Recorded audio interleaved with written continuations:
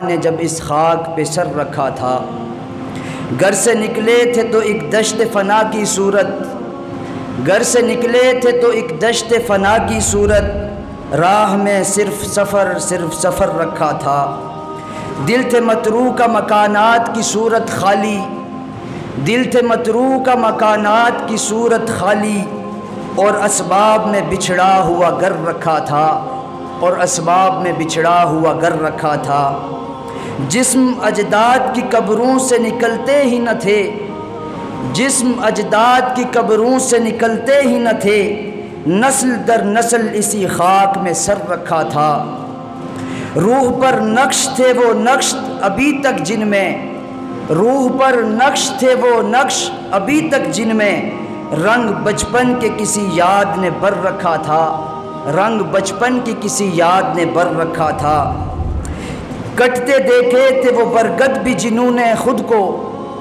کٹتے دیکھے تھے وہ برگد بھی جنہوں نے خود کو، مدتوں دھوپ کی بستی میں شجر رکھا تھا، مدتوں دھوپ کی بستی میں شجر رکھا تھا، اور جلتے دیکھے تھے وہ خود سوز محلے جن میں، جلتے دیکھے تھے وہ خود سوز محلے جن میں، جانے کب سے کوئی خوابیدہ شرر رکھا تھا، جانے کب سے کوئی خوابیدہ شرر رکھا تھا،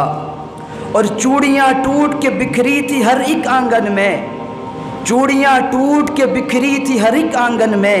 ایک کنواں تھا کہ تمناؤں سے بر رکھا تھا، ایک کنواں تھا کہ تمناؤں سے بر رکھا تھا، اور قافلے ایک ہی سرحد کی طرف جاتے تھے، قافلے ایک ہی سرحد کی طرف جاتے تھے،